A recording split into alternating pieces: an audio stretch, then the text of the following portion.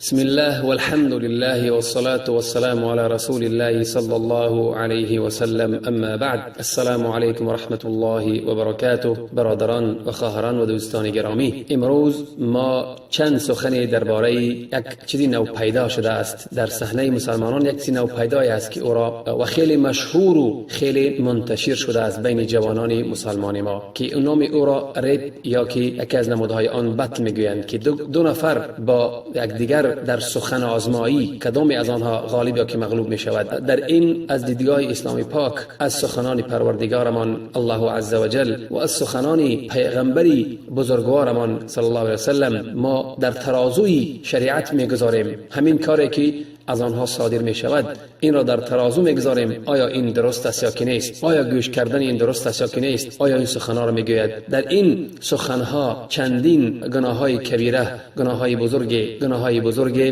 بزرگ از آنها صادر می شود، که یکمی آن چیست؟ یکمی آن این قول زور است. قول زور این قول باطل، سخن باطل است. دومی آن این دروغ است، که یعنی گفتیم قول باطل به هم دیگر قول باطل میگویند، یگان معنا ندارد، یگان معنی ندارد، غیر دشنام و غیر گپای فرسوده. دویم گفتیم این چی از دروغ است، آنها سخنی که میزنند بیشتری آن سخنها دروغ است. سوم گفتیم این پیروی از یهود و نصارا است، پیروی از یهود و نصارا است که ما را امر کرده است که ما پیروی اسلام شویم، پیروی پیغمبرمان، پیروی قرآن و سنت شویم. چهارم اون درآمدی که می شود، اون پولی که می شود از چی؟ از همین کار پولی حرام است. ما اینها را، هر یک تا اینها را با دلیل برای برادران گرامی و برای شنوندگان و برای آنانی که همین کار را دوام میدهند و پیش میبرند ما پیشکشی شما میکنیم ان شاء الله. بعد بسم الله الرحمن الرحیم، الله عز و جل میگوید که یکم قول زور. درباره قول زور، قول باطل، سخن باطل، الله چی میگوید؟ الله میگوید که فاجتنبوا الرجس من الاوثان واجتنبوا قول الزور. فاجتنبوا ای کناره‌گیری کنید، دور شوید از چی؟ از رجس، از اوثان، از بتپرستان، از بتپرستی، از نجاست و پلیدی بتپرستی دور شوید. باز چی میگوید؟ واجتنبوا قول الزور، ای از سخن باطل، سخن بیهوده و فرسوده دور شوید، نزدیک نشوید، که سخن باطل شما را برای چی میبرد؟ برای دوزخ میبرد. سوره حج 3 آیت. این بود دلیل از قرآن کریم، از سخن پروردگارمان. باز از سخن پیغمبری بزرگوارمان صلی الله علیه وسلم که میفرماید عن عبد الرحمن ابن ابی بکر عن ابیه قال، از عبد الرحمن ابن بکر قال فرمودند که کنا عند رسول الله صلی الله علیه وسلم، در نزد پیغمبر اکرم صلی الله علیه وسلم نشسته بودیم. فقال، پس گفت، فرمودند که الا انبئکم باکبر الکبائر، آیا من شما را آگاهی دهم، خبر دهم به چی؟ به بزرگترین گناه، به بزرگترین از گناهان، به بزرگترین از گناهان. 3 بار تکرار کرد. گفت که اشراک بالله، ای شرک ورزیدن به خدای پاک. دوم و عقوق الوالدین، و انسانی که نافرمان روایی میکند پدر و مادرش را. و سوم گفت شهادت الزور او قول الزور، گفت گواهی باطل دادن، گواهی دروغ دادن، یا که سخنی باطل و دروغ زدن، سخنی باطل زدن. و کان رسول الله صلی الله علیه وسلم متکئا، گفت پیغمبر اکرم صلی الله علیه وسلم یک جانبه یعنی تکیه کرده بود. فجلس، پس از جای تکیه‌گاه خود برخیست و نشست. فما زال یکررها، پس چندین بارها همین سخن تکرار کرد که قول زور، قول زور، سخن باطل، سخن باطل از جمله چی است؟ از جمله گناه‌های بزرگی است، کبیره است. حتی قلنا لیته سکت، تا نه گفتیم که شاید که پیغمبرمان خاموش می ایستاد، یعنی بس میکرد از امید تکرار همین سخن را. حدیث در امام مسلم است. دوم گفتیم، دوم چی بود؟ یعنی در این مسئله چی گفت؟ الله عز و جل ما را آگاهی داد، پیغمبرم ما را آگاهی داد که قول زور، سخن باطل نگوییم، که از پس سخن باطل برای ما فایده نیست، که برعکس برای ما عذاب است. برای همین ما را آگاهی داد. دوم چیز گفتیم که این پیروی است. از کی؟ این کار از یهود و نصارا، از نصارا برای ما، از روس‌ها و دیگر از طرف امریکا، از کافران، از یهودان برای ما آمده. اساسگذار اینها یهودا هستند. برای همین پیغمبر اکرم صلی الله علیه و سلم میگوید که در حدیث صحیح خود لا تتبعن سنن من کان قبلکم، برای ما آگاهی داد که پیش از روز قیامت، یعنی علامت‌های روز قیامت همین است که لا تتبعن سنن من کان قبلکم، شما هر آینه به تأکید پیروی میکنید همون راه و روشی کی را؟ آن کسانی که پیش بدن، آن کسانی که پیش بدن. لا تتبعون سنن من کان قبلکم، شبرا به شبر وجب به وجب پیروی میکنید و ذراعا به ذراع و چی بازو به بازو وجب به وجب بازو به بازو. پس چی گفت؟ شبرا به شبر ذراعا به ذراع حتی لو دخلوا جحر دب لدخلتموه. حتی پیغمبر برای ما میگوید که حتی آنها ای کافران مثل که حیوان یک حیوانی خانه خود می دراید، اما آنها اگر در همون دارن ما از پس آنها همون یعنی که مانندی و همون پیروی در پیروی هم تشبیه داد پیغمبر که حتی خانه همون خیلی سوراخی خورده است در همون می درایند، ما هم میریم در همون می دراییم. این چی معنای چی؟ در معنای از پیروی سختی که ما آنها را میکنیم. برای همین ما را من کرد، آگاهی داد پیغمبر اکرم صلی الله علیه و سلم که ما پیروی آنها را نکنیم. پیغمبر چه گفت؟ خالف الیهود و النصارى، خلاف یهود و نصارا کنید. در همه چیز ما باید خلاف یهود و نصارا کنیم، چیزی نباشد. باز پیغمبر اکرم صلی الله علیه و سلم در حدیث صحیح خود میفرماید که لا تشبهوا بالیهود، مانندی خود را به یهودان نکنید. من تشبه بقوم حشر معهم، کسی که به قوم خود را مانند میکند پس اون روز قیامت با همونها حشر می شود. آیا برادر گرامی، اونه که تو بطل میکنی، اونه که تو با سخن قوا آزمایی میکنی، تو میخوایی که حشر شوی با همون کافران روز قیامت؟ آیا حشر شدن میخوایی با همونان؟ آیا برادری که تو گوش میکنی همون سخنانی فرسوده را، ای برادر گرامی، ای خواهر گرامی، تو همون را گوش میکنی، تو میخوایی که حشر شوی روز قیامت با کافران؟ نه هرگز نمیخوایی. برای من از این کاری بد، از این کار زشت دستکش برادر گرامی، دستکش. خواهر باشی، برادر باشی. باز در حدیث دیگر میفرماید که صلی الله علیه و سلم من تشبه بقوم فهو منهم، کسی که به قوم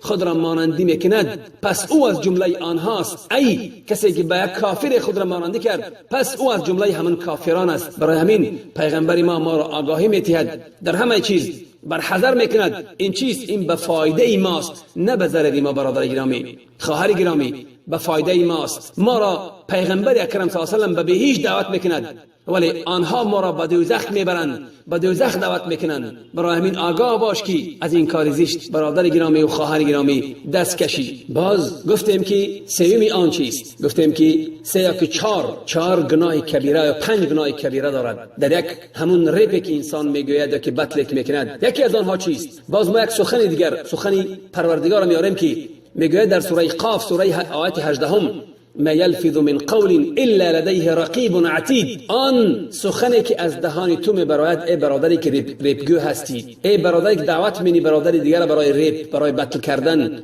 برای سخنی فرسوده دادن، الله چی میگوید؟ ما یلفظ من قول الا لدیه رقیب عتید. آن سخنی که از دهان تو تلفظ می شود، آن سخن در اون چیست؟ ملائکه آن را نظارت بکند، ملائکه آن را نظارت میکند. مجرد از زبانت برمد، الله برای اون ملائکه آماده کرده است که می نویسد. آنی که نظارت میکند دیگرش اون را آماده است که می نویسد. هر یک لفظی که از زبان تو می براید برادر گرامی، آیا تو می خواهی که نامه اعمالت به همین سخنان زشت روز قیامت تو نامه اعمالت بگیری؟ آیا نامه اعمال خود را ای گوش کن، ای ریپی که تو بطل میکنی و سخنای فرسوده میزنی، آیا تو میخواهی که نامه اعمال تو پر از چی باشد؟ پر از عمل نیک باشد، یا که پر از چی باشد؟ یا که پر از سخنان زشت گفته ای؟ هر یک سخن زشت گفته ای، هر یک دشنام کرده ای. با فراموش کردیم که در اینجا یکی از علامت های نفاق است. در اینجا باز دشنام است که دشنام پیغمبر میگوید که فسق است. برادر گرامی 6 کبائر است، 7 کبائر قریب می شود. برای همین برادر گرامی هر یک سخنی که میزنی برای اون روز قیامت پاسخ میتی در نزد پروردگار، پاسخ میتی، جواب میتی. و در حدیث دیگر درباره دروغ گفتیم، پیغمبر اکرم از ابن مسعود رضی الله عنه روایت است که گفتند قال رسول الله صلی الله علیه و سلم، پیغمبر اکرم گفتند که ان الصدق یهدی الی البر. هر آینه انسان وقتی که راست میگوید، صدق به چی میبرد؟ راستگویی انسان را به نیکی میبرد. و ان البر یهدی الی الجنه، و نیکی و همه نمودهای نیکی انسان را به چی میبرند؟ به بهشت میبرند، به بهشت میبرند. و ان الرجل لا يصدق حتى يكتب عند الله صديقا. مرد هر آینه میگه سخن نیک، سخن درست، سخن راست میزند تا آنکه در نزد خداوند در نامه اعمالش چی نوشته میشه در نزد خداوند؟ آن مرد راستگو است، صادق است. و ان الكذب، این یک از چی است؟ امان عقوبتی که روز قیامت انسان را به چی میبرد؟ به دوزخ میبرد. دروغ انسان را به دوزخ میبرد، راستگویی انسان را به بهشت میبرد. برای این راست گفتن در کار. و ان الكذب یهدی الی الفجور. هر آینه میگه دروغ انسان را به چی میبرد؟ دروغ انسان را به فجور میبرد. فجور این چیست؟ این نقص در دین است، جدایی، یعنی که یک رخنه در دیانت خود میزنی، در ایمان خود میزنی. یا که قول دیگرش که میل است از چی؟ از راه راست به راه کج،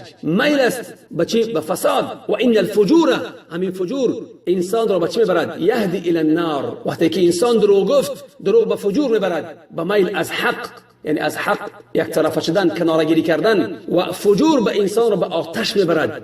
تصور کن که دروغی که تو میگویی تو را به دوزخ میبرد. و ان الرجل لا یکذب حتی یکتب عند الله کذابا. مرد دروغ میگوید تا آنی که در نزد خداوند چی نوشته میشود؟ در نزد خداوند نوشته میشود که از جمله دروغگویان است. برای همین برادر گرامی، این بسیار سخنی بد است، سخنی زشتی است که از زبان شما میبراید.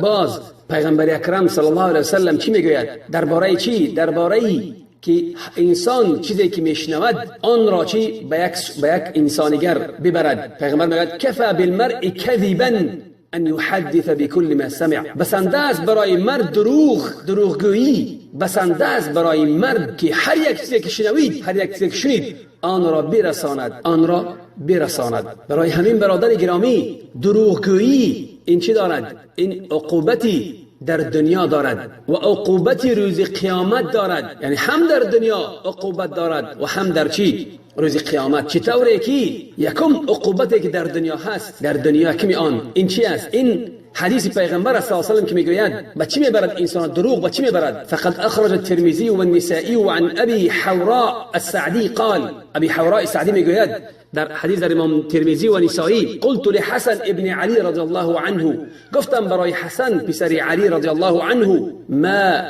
ما حفظت من رسول الله صلی الله علیه و سلم. گفت چی از پیغمبر اکرم یاد کردی؟ قال حفظت من رسول الله صلی الله علیه و سلم. گفت که من از پیغمبر اکرم صلی الله علیه و سلم یاد کردم. چرا؟ گفت دع ما یریبک الی ما لا یریبک. گفت گذار آن چیزی را که در اون شک میکنی، آن چیزی که در اون شک است به آن چیزی که در اون شک نیست. یعنی آن چیزی که در آن شک است اون را بگذار، آن چیزی که در آن شک نیست اون را بگیر. ان الصدق طمأنینه. گفت راستگویی این آرامش دل است. راستگویی این آدمی که راست میگوید همه وقت آرام و چی است؟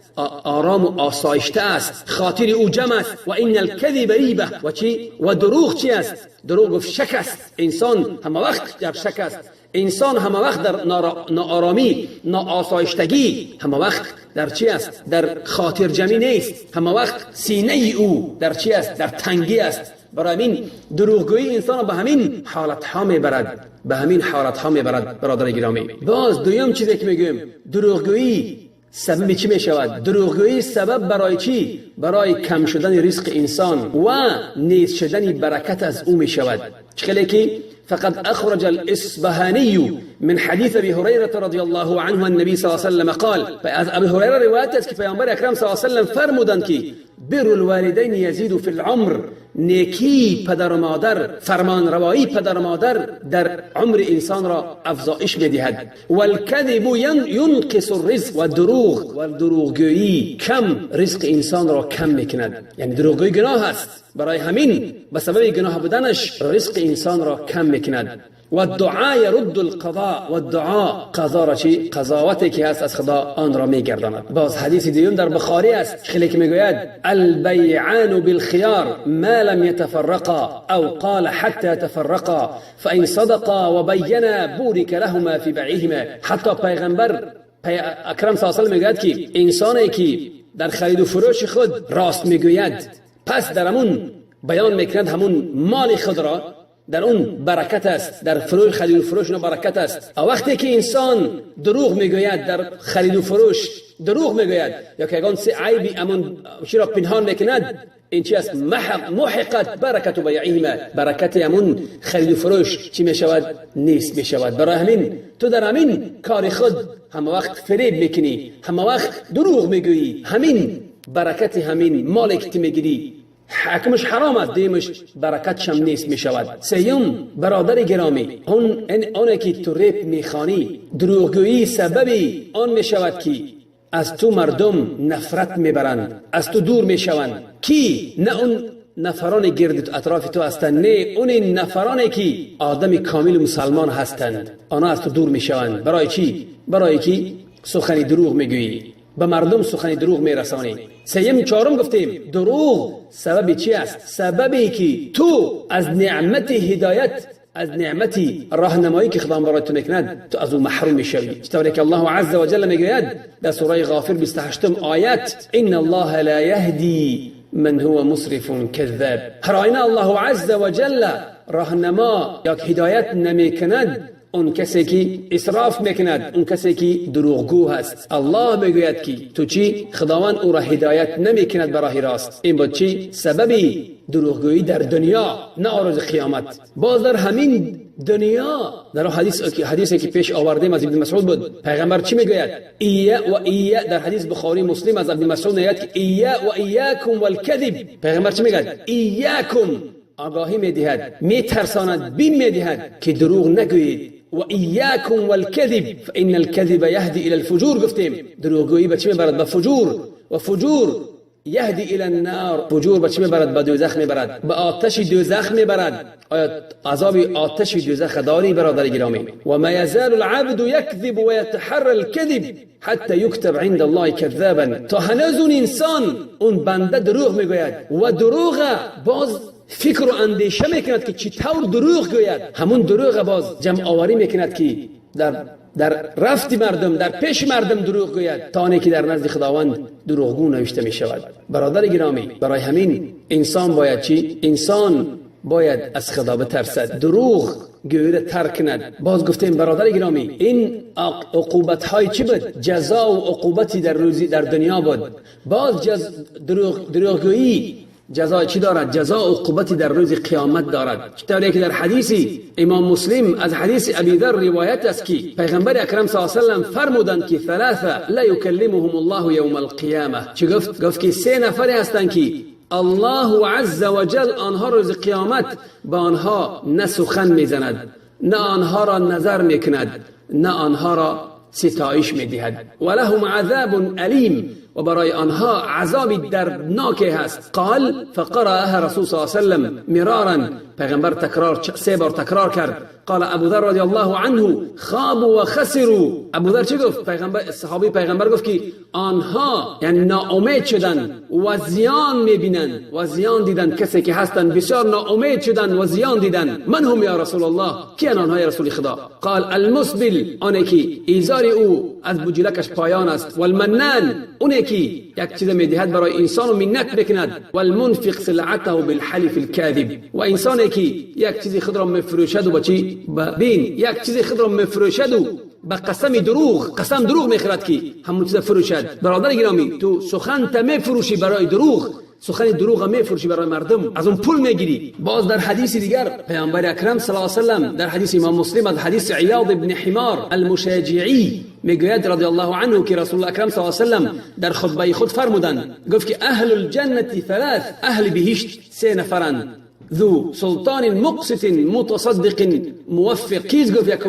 یکمش آنانی که بهشت می‌دارند اهل بهشت هستند. ذو سلطان، کسی که صاحب سلطان است، عادل است، صدقه میکند، مردی نیک است. و رجل رحیم رقیق القلب لكل ذی قربى و مسلم، برای مردی که رحیم مهربان است، نازک است، نازک دل است، دلسوز است برای هر یک خویشتبار خود و برای هر یک مسلمان. و عفیف متعف ذو عیال، و انسانی که بسیار فرزند زیاد دارد و نیکی عفت است، با عفت است، از مردم نمیپرسد. پس گفت که و اهل النار خمسه، اهل دوزخ 5 نفر هستند. از آنها کی را پیغمبر اکرم صلی الله علیه و سلم کی را نام بر کرد؟ گفت که و ذکر البخل او الكذب، گفت یکی از آنها دروغ است. انسانی که دروغ میگوید از اهل دوزخ است. باز در حدیث دیگر میفرماد از ابوبکر در ابن حبان که پیغمبر میگوید علیکم بالصدق فانه مع البر، صدق راستگویی پیروی کنید. برای چی؟ برای که با همراهی نیکی است و هر دو نیکی و صدق در بهشت هستند. و ایاکم والکذب، آگاهی میتید که دروغ نگویید که دروغگویی ان مع الفجور و هم فی النار، دروغگویی با فجور در دوزخ است. صحیح الجامع. باز برادر گرامی، عذابی که در چی میبیند؟ عذابی که در عالم برزخ میبیند پیش روز قیامت، جزای دروغگویان در عالم برزخ پیش روز قیامت، که حدیث از سمره ابن جندب است. حدیث دراز است، ما همون که تاش میاریم که پیغمبر اکرم صلی الله علیه و آله میگوید که سمره ابن جندب گفت که پیغمبر پیش ما آمد صلی الله علیه و آله و روبروی ما گفت که من رأى منکم لیله رؤیا، کسی از شما یگان کسی از شما خواب دید امروز، قال فإن رأى احد قصها، کسی از شما دید یگان خواب را برای ما قصه کند، فیقول ما شاء الله فسألنا يوما فقال هل رأى احد منكم رؤيا، بس روزی پرسید که آیا یکی از شما کدام از شما یگان خواب دید؟ قلنا لا، گفتیم نه. قال لكني رأيت الليل رجلين، گفت من دو نفر را دیدم در خوابم. خواب پیغمبر راست است که اون دو نفر دو مرد که بودند، جبرئیل و میکائیل، در صورت دو مرد آمده بودند. گفت اتیانی فاخذ بیدی، آمدند با دست مرا گرفتند، فاخرجانی الى الارض المقدسه، مرا برآوردند بچی به سرزمینی چی مقدس پاک. فاذا رجل جالس، و مرد نشسته بود، و رجل قائم بیده کلوب، و مرد نشسته بود و مرد دیگر راستا بود، در دست او همون چنگالی از آهن بود. يدخل ذلك الكلوب في شدقه حتى يبلغ خفاه، با همون چنگالی آهنی میگد همون مرد نشسته را میزدن که آنی که در همین کلیکش میزدن حتی از کلیکش به پشتش میرفت. ثم يفعل بشدقه آخر، پس از یک طرف میزد و این طرف میدرامد، از این طرف میزد و اون طرف میدرامد. مثل ذلك دوام میدادن. و یلتئم شدقه هذا، پس از اینکه اینا که میزد از این میگرفت، این به دستور قدیمش می آمد، باید همه خیل عذاب برای او پی در پی بود. فیعود فیصنع مثله، پس هم خیلی میکرد. وقتی که میزد همون را تاب میکشید، همین رویش، چشمانش، بینیش با پشتش میگشت. این عذابی کیز گفت؟ پس مرا گفت شما، پیغمبر گفت که مرا بردید آوردید. فقلت توفتمانی اللیله، مرا گرد بردید آورد همین روز. فاخبرانی، مرا خبر دید که عما رأيت، قصه دراز است، آنچه که من دیدم مرا خبر دید. قال نعم، گفتم بله. اما الذي رأيته يشق شدقه فكذاب، پس اونی که دیدید، اونی که همون چی خودشه کلیک خودشه میدراند یا که جدا میکرد، اون آدمی دروغگو است. یحدث بالكذبه فتحمل عنه حتى تبلغ الآفاق، پس سخن میزد، سخن دروغ میزد که اون سخن دروغ تا کجا میرفت؟ تا آفاق میرسید، تا مردم. همین سخن شما به همه مردم قریب میرسد، سخن شما به بیشتری مردم میرسد، یعنی اون دروغ شما پهن و منتشر میشود برای مردم. همین حدیث برای چی است؟ برای دروغ شما است. فیصنع به الى یوم القیامه، تا روز قیامت همون از این کلیک، از اون کلیک شه فکش میکشید، فکش میدران از این طرف و اون طرف، تا روز قیامت همین عذاب میکشد. آیا برادر گرامی، آیا همین بسنده نیست برای تو برادرگان؟ پن نیست برای شما؟ در بخاری باز برادر گرامی، این درباره چی بود؟ درباره دروغ بود برادر گرامی. انسانی که دروغ میگه جزای اون در دنیا و روز قیامت چیست؟ باز بعد این گفتیم نفاق است برادر گرامی، نفاق است. یکی از علامت های دروغگویی این نفاق است. انسانی که دروغ میگه منافق است. خیلی که از عبدالله ابن عمرو ابن العاص رضی الله عنهما روایت است که پیامبر اکرم صلی الله علیه و آله فرمودند که اربع من کن فیه کان منافقا خالصا. اربع من کن فیه، چهار چیزی که در کسی نباشند، همون چهار چیز، همون چهار خصلت، اون انسان منافق خالص است، منافقی خالص است. من کان فیه خصلت منهن، اگر در همون انسان یک خصلت از امین، یک کردار و خصلت از امین، کردارها و خصلتها باشد، خویها باشد، پس او منافق است. کانت فی خصلت من نفاق، یکی از خصلتهای خوی نفاق در او است. حتی یدعها، تا آنی که همون خصلت ترک نکند او منافق است. اذا اؤتمن خان، وقتی که امانت برای او دادن خیانت میکند. و اذا حدث کذب، وقتی که میگوید سخن میزند دروغ میگوید. آیا شما سخن میزنید راست میگویید؟ 100% که دروغ میگویید. اندیشه کن برادر گرامی. و اذا عاهد غدر، وقتی که عهد میکند خیانت میکند. وقتی که بحث و مجادله میکند پس از حد میگذراند. در حدیث دیگر در حدیث بخاری مسلم میگوید که آیت المنافق ثلاث، نشانه منافق 3 است. در آن میگوید که اذا حدث کذب، وقتی که یگان سخن زد دروغ میگوید. برادر گرامی، وقتی که انسان برادر دیگرش را دشنام میدهد، اون گپای قبیحی که همدیگر میزنید، پیغمبر میگوید که سباب المسلم فسوق، دشنام دادن مسلمان این چی است؟ فسق است. یعنی انسانی که دشنام میدهد فاسق است. همدیگر را دشنام میدهید، بسنده است. برادر گرامی، بسنده است. و اون انسانی که او را گوش میکند وی هم در همین گناه پیوسته است، در همین گناه قوش است. پیغمبر میگوید که در حدیث صحیح خود که المسلم لا يكون لعانا ولا طعانا ولا بذيء اللسان. مسلمان میگد طعنه‌زن نیست، لعنتگو نیست. اگر تو مسلمان باشی برادر گرامی، مسلمان طعنه‌زن نیست، مسلمان لعنتگو نیست، مسلمان بذیء اللسان، زبانی بد ندارد. پیغمبر باز میگوید که المسلم اخو المسلم، مسلمان برادر مسلمان است. لا یظلمه، ظلمش نمیکند. لا یحقره، تحقیرش نمیکند. تو تحقیر میکنی برادرت، تو مسخره میکنی. الله میگوید که مسخره نکنید همدیگر. در این سخنایی که است برادر گرامی خیلی چیزای بد است. اگر من حساب کنم گناهها حساب کتابش نیست برادر گرامی. برادر گرامی، باز پیغمبر چی میگوید؟ المسلم، مسلمان کیست؟ اگر مسلمان باشی برادر گرامی، اون انسانی است که المسلم من سلم المسلمون من یده و لسانه.